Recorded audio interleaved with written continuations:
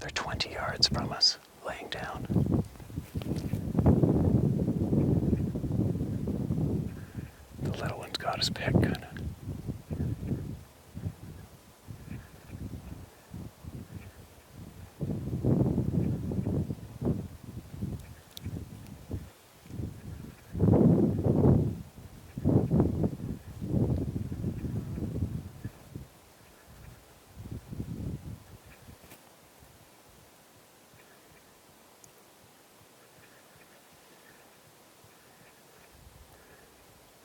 Our wind is just skimming them. The grass won't let me range it.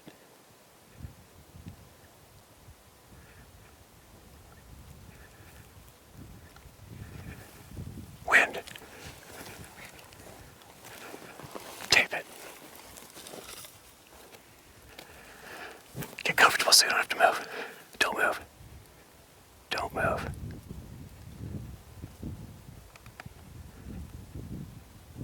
Don't move. Alright, so we got up to 20 yards on these rams. The tough thing is when you're stalking them in this grass with smooth tops, there's no structure for you to sneak in and peek through or draw back through. It's just wide open, like hunting plains game, only you're on the top of a mountain like this. Now, right now, these rams don't know what we are, and they're trying to make a decision. They're waiting for the older ram to make a decision. Hopefully, they decide to come towards us, and they think we're sheep. No sooner said than done. Okay, here we go. Don't move. Brr! When is it gonna get warm? Man. When did I get back? I got back last night. Then went straight into, for all my trade friends out there and whoever else is familiar with homes or building homes and logs and wood and all that stuff. We bought this place, and the people who had it before us were absolutely out to lunch. I'm not saying that being mean, it's just unfortunate that I got to find out all the past history about the filthy bastard that owned the place. A friend of mine lives just down the road, good friend of mine, and another friend lives up the other road. And this guy, there's a poor single mom that lives in the next farm over, and she has a disabled son, all by herself. And this weirdo that owned this place was peeping in her window and taking pictures of it, and got caught doing the same thing at another fellow's house over here. And apparently she put cameras out, called the cops, and then put cameras out, and he shot her house with a shotgun. This old creepy bastard. And he had a wife too. So I knew all that going into buying this place. So I can't help myself with the bad guys. I kind of made a few things difficult for him in the beginning. But anyway, as I'm going, trying to fix all of the nasty shit around this place, it's just amazing. The signature of somebody who's not right between the ears is everywhere. Especially if you're a tradesperson, you just see it and go, what the hell? As an example, you know what a hinge is. The regular hinge on a gate, right? A hinge on this side, hinge on that side, right?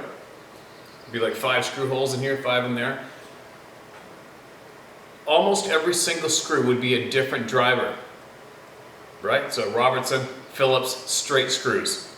All 5 different screws, all different lengths, all different drives. And they do the same over here.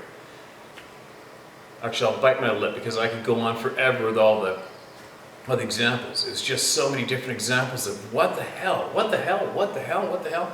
Not a straight piece of wood anywhere. Anyway, so they built this log home, had this log package. Built the log home, and in the end, they put turquoise, they painted the cedar fascia turquoise. It's amazing. It's just like, all right, we're going to build this beautiful home, and in the very end, after we get it all done, put on the cedar shingles up there on the top wall, I know, let's paint the cedar fascia turquoise. Said no rational thinking mind ever. All right, that's my ride for the day. So I spent the whole day, I rented a man lift, and Sarah and I both spent the whole day At first I tore off a bunch of the fascia to paint it in the shop, then we decided it looked like we were going to get lucky. It wasn't going to rain this afternoon, and we managed to paint all of the fascia black, fixed it, and it started raining literally on the last swing of the brush.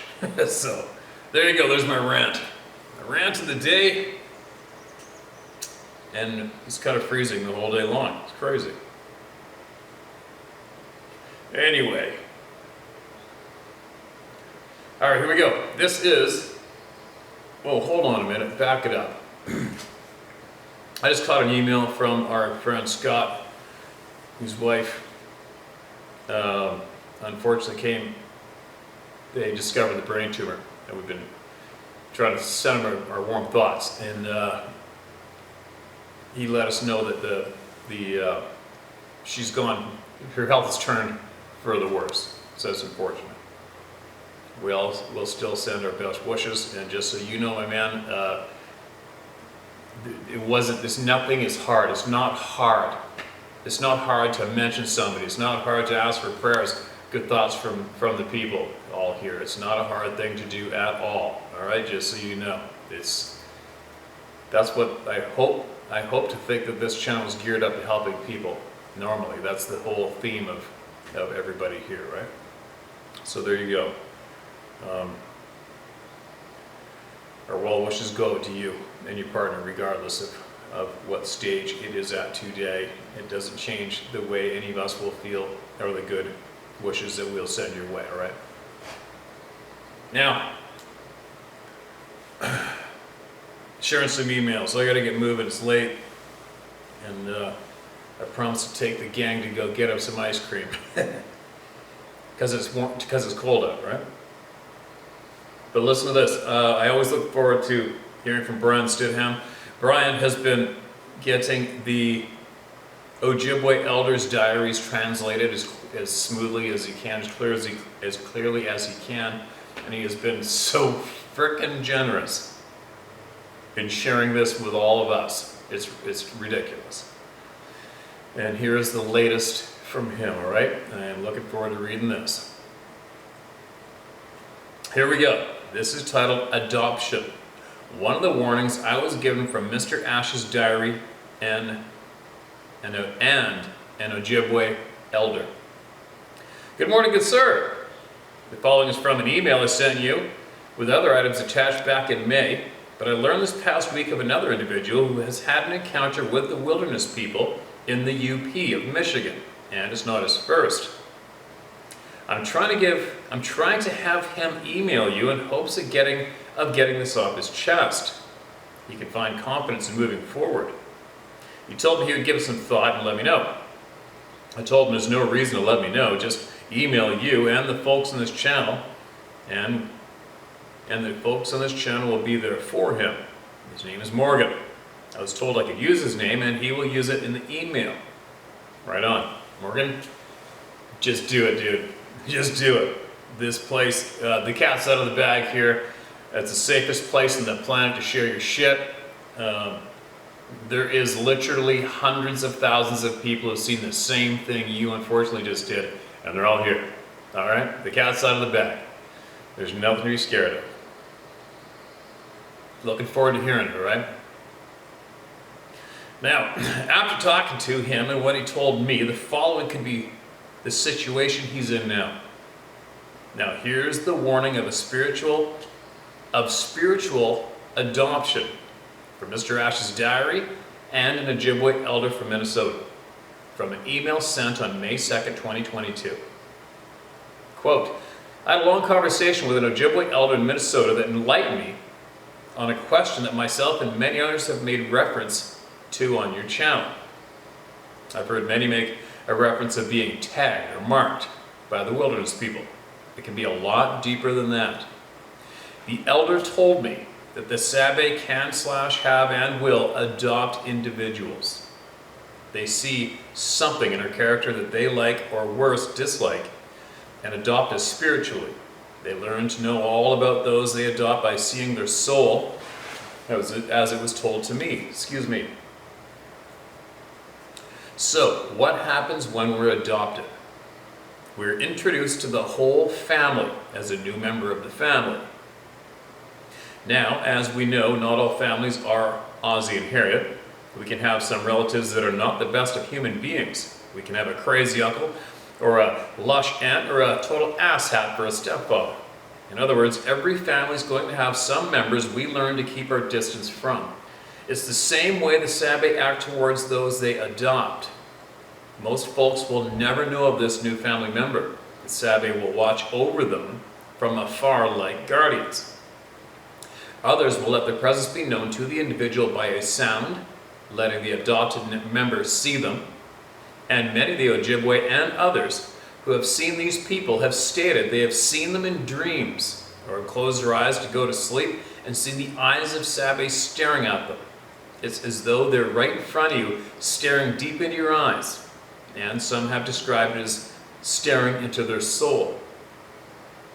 With folks writing in that believe these people follow them, there may be a lot of facts there in their statements. It's not that the Sabe that adopted you is following them. It could be the asshole cousin that knows who you are and couldn't care less if you live or die.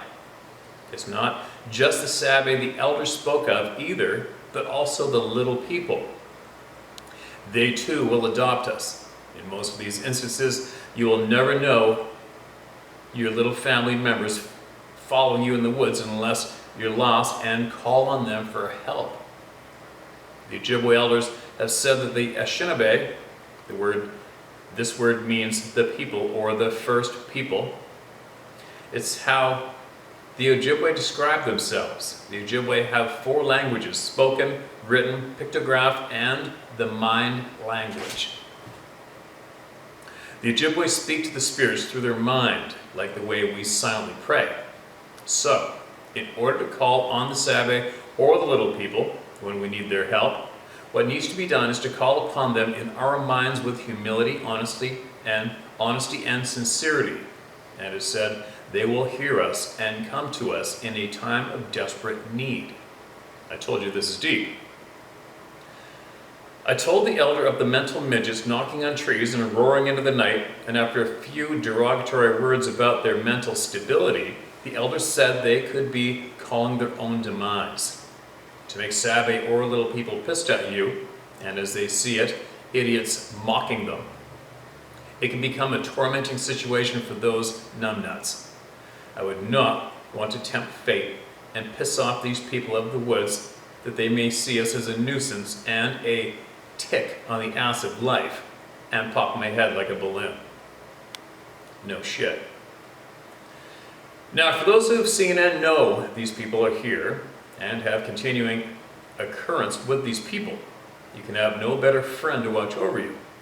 For the most part, those that are adopted, they will never know an 8 to 10 foot being is watching you as soon as you enter the woods. You could walk through the entire forest and not feel them. And then again, you could be walking through the woods and you know you're not alone as they give us a touch on our soul. The words of the elder. Let me read that again. Then again, you could be walking through the woods and know you're not alone as they give us a, quote, touch on our soul, end quote. The words of the elder. The sense of dread, the uneasy feeling of being watched, have something thrown towards you but not directly at you. It's a kindred warning. There's something there or someone you're being warned about. Maybe it's the crazy uncle or worse. That kind of makes sense, doesn't it? Those that are adopted due to their own nefarious tendencies, I will pray for them. If they see an individual as a poor excuse of a human being, well, who knows what may happen. I'm willing to bet it won't be good. I ask if there is a respectful way of learning if I had been adopted, what can I do to acknowledge them and basically just say hello and thank you for watching over me? I was told to bring an offering of tobacco and sweetgrass to the forest and lay it where it can be seen. And if they are not there at the time, but should I feel they are there, I needed to present the offering with a sincere thank you for being here. I will never cause you harm or disrespect, and I can ask for you to do the same towards me. I was also told I should give an offering every time I hunt, to make it known to them that I'm here to feed my family and myself. I'm not here to be cruel or impede on you. Please help me if you can. Once we're adopted, the entire family will know about us. No matter if the crazy uncle or asshole stepfather is in Ontario and one is in BC, the family knows where family members are. How interesting is this? Huh? Every one of these emails from Mr. Ash is very, very frickin' interesting. I'm planning to have another conversation with the same elder next weekend. I want to ask why some of the wilderness people despise canines. I have my own theory, but when it comes to these people, the old saying, theories are like assholes, some are bigger than others. I see what Mr. Ash meant when he wrote, I'll receive many warnings when it comes to these people. It's about learning respect for them, and that's hard as hell when the world is being told they're just a myth. Sadly, when some finally learn the truth, it's the last lesson they ever learn. I'm still working on the translation of these diaries. When I have completed doing so, I'm going to share it with all the public. I do not believe in profiting on knowledge. I'm not a writer, and writing a book could drive me crazy. My hat's off to you for doing so. Those who have ears to hear and eyes open to fact and not indoctrination, as you say, take from it what you will. We have been asking the wrong people for information about the Sabbath. The original copies of these diaries I'm giving to the Ojibwe. Their younger generations need to be taught. The truth has been with us the whole time. It's the native elders and native people of the land. Oh my God, thank God you're doing that. That makes me do like a jumping jacks, jump up and down. Fucking rights. Good move. It all starts with the kids. It doesn't matter, native, non, it doesn't matter. Any change for the better starts with the children at this point of the game. It's the only way. It's the only way. Thank God you're doing that, man. I applaud you big time. There's so much more to come. Take care up there. Just remember, if you know they're there and feel them, tell them your intentions. They know what they are already. They know what they are already. But coming from you solidifies your heart. Take care and have a safe journey. Sincerely, Brian Stephan. Mitakuye Oasis. All my relations. Brian, I can't say simple words don't describe how much I appreciate you, man. And as a side note, I've been saying that before I go into the woods for I don't know how many years now. And I don't know, nobody ever told me to do that. I just kind of felt motivated to do that on my own. That one time when I was actually, man, we're talking 15 years ago, when I actually intentionally tried to pursue these people and basically had my ass handed to me in a way. It scared the shit out of me. And that's when I'm just like, okay, I'm good. I know you're here. You know I'm here. I'm not going on my way to look for you. I'm not trying to prove anything to anyone. I don't need to try to get a video of you. Just please leave me alone. Let me be, and I'll let you be, and we're good. I basically have said that if I'm not saying it out loud in the morning in the dark by myself in the middle of nowhere, I'm saying it in my mind. And I've been doing that for a long time. And I think me personally, I will get little notifications of their presence, I don't know, 3 or 4 times a year maybe, possibly, and a few of those incidents have been caught on video, coincidentally. But yeah, I think we've been telling everybody to do that for quite some time, right? Just tell them flat out, they're there, you know they are there, they know you're here, and just keep living your life, right? To all you who are listening and you're a little confused or maybe scared to go back out, just keep living your life no matter what. Anyway, rambling, enough of me talking. Brian, I can't wait for you to send us more, right? I can't wait. That's got to be some of the most interesting emails I've heard yet. It's coming from from Mr. Ash through you. So appreciated. Such a good move. Making sure that all those children get that knowledge. That is huge. Huge move. All right, here we go. What else we got? It's titled The Woods People. Hi there, Steve. Just want to tell someone about my experiences at my farm in Tennessee. I just want to tell what's been going on over here the past few years. I don't feel like I can really have a discussion with any person I know about it. You know, the way friends sit around a table and just accept what you're saying? Yeah, there's no person I can chat with. I just more or less like to tell the stories and get it out there. You're at the right place, and you got a pile of good friends right here, so let her rip. These beings, as you describe, or woods people, as I've started calling them, are ranging through my farm. I've not seen one, my son has, but it may not be long before I do too. The background of my place is that I'm building an off-grid house near Norris Lake in Tennessee. I have solar panels, and I don't really believe in lighting the place up like a runway at night. I live in a cabin till the house is done, and at night I appreciate the stars being visible. I like to do things naturally without scabbing up my land. And one of my hobbies is foraging in the forest for wild food. There's something to eat out there basically all year, and given the climate, forest is like a rainforest in the summer. I've identified places where there is reliable food available at different times of the year. The nutrition that you can get from plants that are deep-rooted and growing in the forest soil is pretty amazing. I raise my own meat, chicken and sheep, and occasionally get deer meat from the friends who hunt. I'm up there a lot. I'm happiest when I'm outside. But anyhow, here's a list of the things that have happened in the past 3 years. Number 1.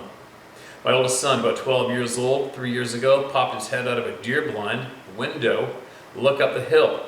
It was on the neighboring farm property, and there's a hill about a half a mile away, and he saw a large, dark, human-like figure striding across the hayfield and dirt road going up the hill. He immediately said it was Bigfoot. The family friend that was with him acted like he was crazy. He said it was too big to be a human and pretty much dark all over. I believe my son pretty much because pretty much my experience in the forest has me convinced that we don't really know jack about being out there. Let's just say humans are so separated from the natural world that we don't notice things. I started to develop a feeling that there's a lot more out there going on, and we don't even know how to look at stuff the right way to be able to consider more than just a percentage of all the possibilities. I agree. About the time we finished the timber frame on the house, I started camping out there so I could start working on the house at sunrise. I put up a 6-person tent and would camp there on the weekend. Sometimes my kids would stay with me in the tent, and sometimes it would just be me by myself. At that point, we still had our house in the city, which was an hour drive away. One Saturday night, I'd say late June, maybe 2016, 2015, I just woke up in the middle of the night, probably about 2 o'clock in the morning. I'm not sure if I had heard something or had an odd feeling that just startled me out of my sleep. I was by myself, but what I heard next was unbelievable. There's a hill line about a half a mile out from us, the same hillside where my son saw it, on the farm next door. I heard a scream, not a person scream, not an owl, and it's not a coyote. It's not even a mountain lion. I know what all those things sound like. This sounded like a human, but louder and deeper, and resonating like it came out of the big chest cavity and lungs. The interesting part of it next is that the scream repeated about 5 more times, originating in sequence from several places along the ridgeline. It sounded like something was screaming as it ran in bursts. I knew it wasn't any human because it covered the distance of that entire ridgeline in seconds and letting out a holler every so often as it moved. There's no human that can run that fast. There's no officially recognized animal that I know that can make that sound. What felt really creepy about it was somehow it felt like those screams were directed at me, alone in my tent down below. I was meant to hear those. I told a couple of friends about this, and of course I got the blank stare. One person told me he was a screech owl, and I told her I never heard a baritone screech owl before. A baritone screech owl before. Number 3, our chickens are kept out in the hayfield in portable chicken coops that we move with the pickup truck every few days. On the far edge of the hayfield is a sinkhole. This part of Tennessee has a lot of underground cave structures that often collapse, and this sinkhole is about 5 acres of land. It's an old sinkhole, still sliding down, but stable enough that an 18-inch diameter trees are growing all through it.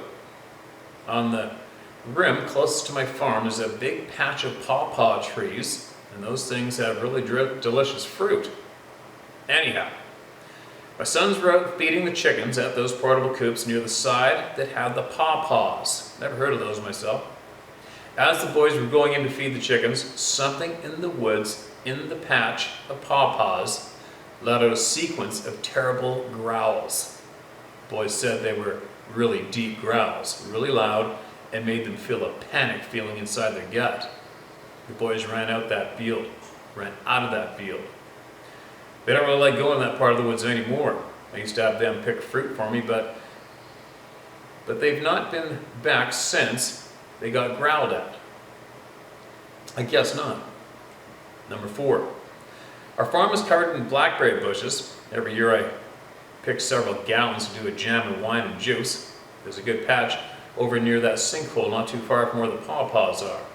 I was out there one afternoon picking when I noticed that small pebbles were being thrown at me.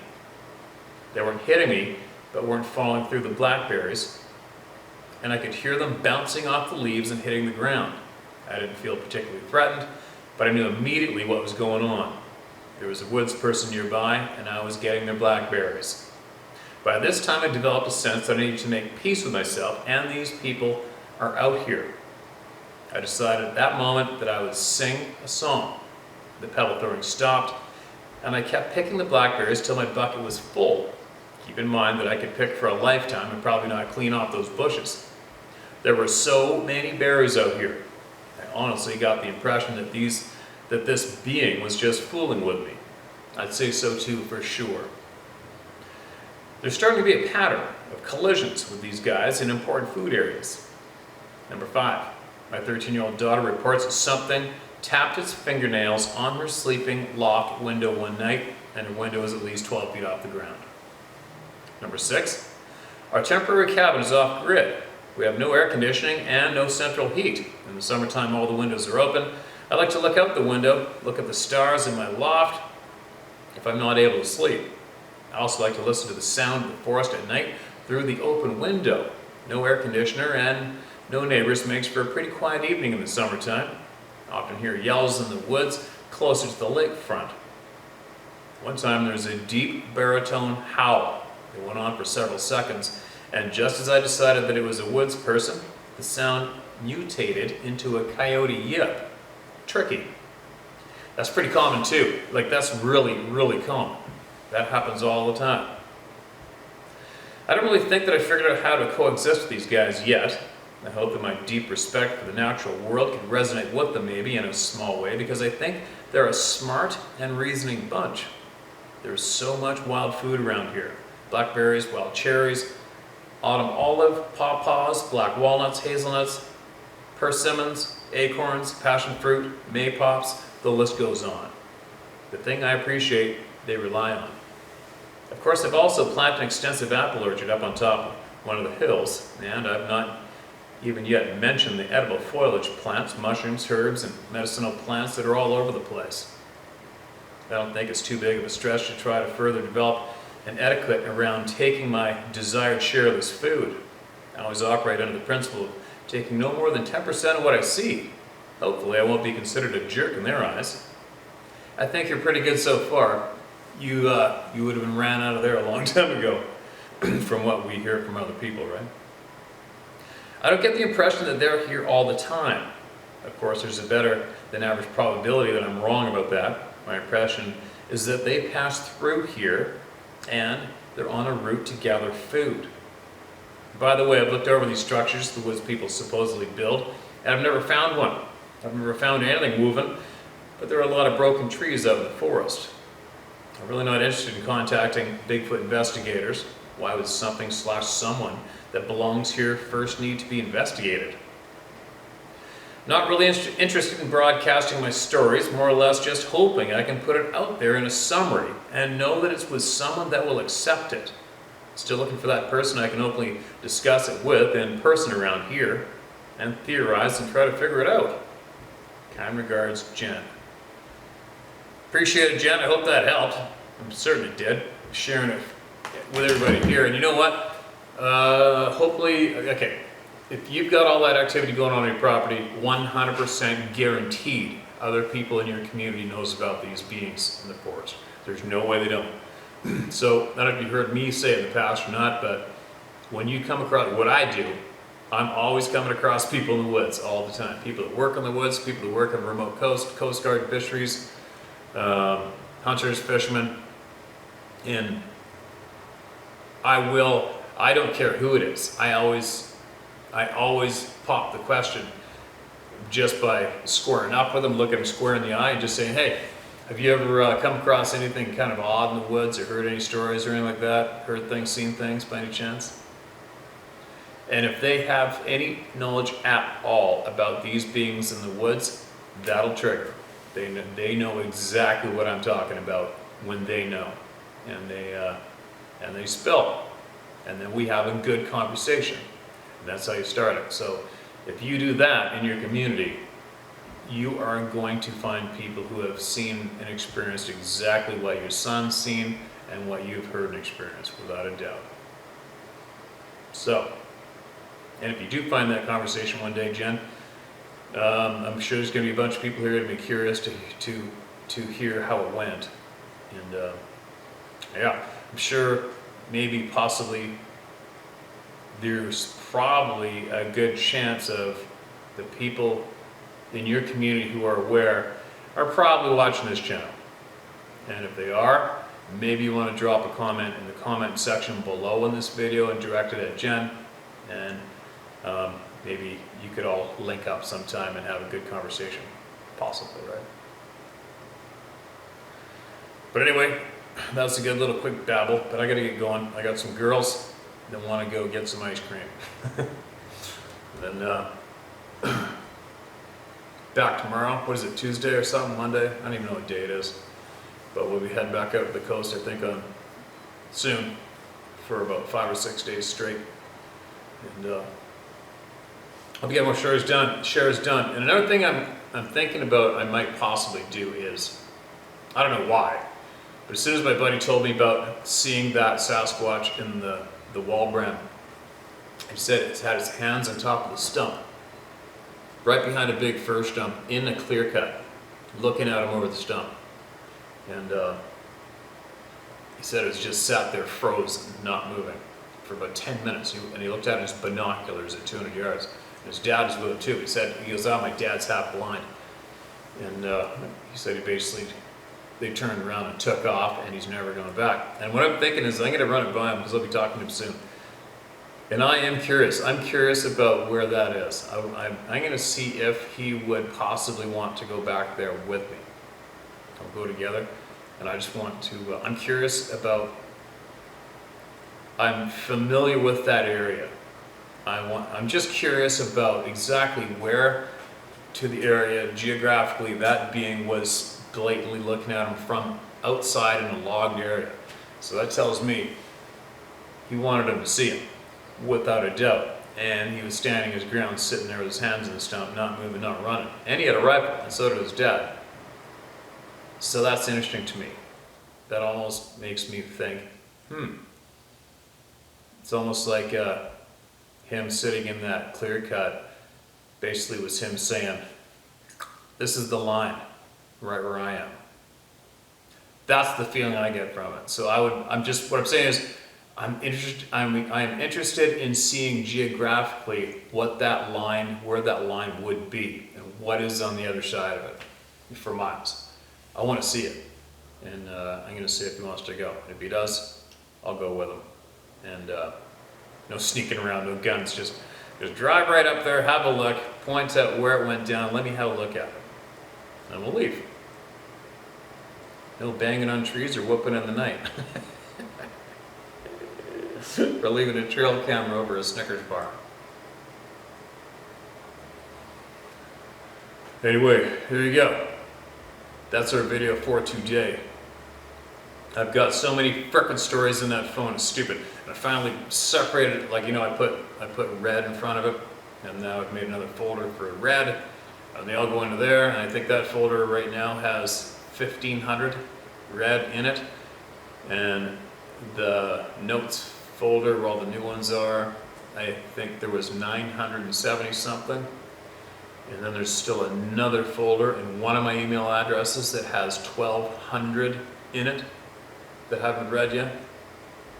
And then there's, because the people, all of the people, they've gone and found every single email address that's linked to the domain howtohunt.com, and any email, there's stories in there.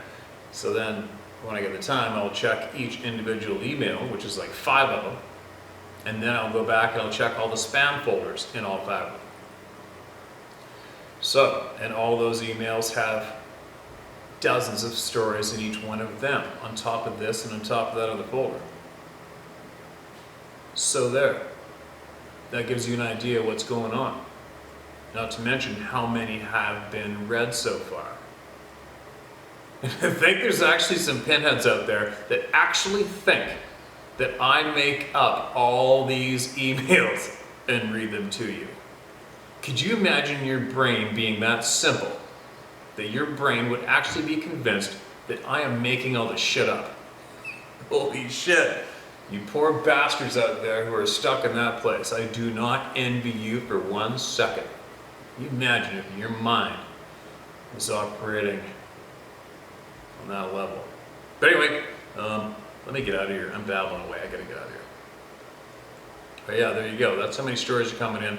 That is how much out of the bag the secret is. It's not a secret anymore. It's not a myth. It's not a legend. It's fact. And this shit goes down every single day in North America. Every province, every state. Not to mention the rest of the world. And that's all there is to it. And shame on all you dirty, filthy pricks who shun people's honest stories, shunned the details of what they saw, changed stories, or kept them hidden from the people after they bravely came forward and contacted you to do that, looking for some kind of comfort and safety and relief. So people wonder why I have zero respect for those pricks who do that to people. Figure it out. You've seen, you've heard the damage this can do to people psychologically, right?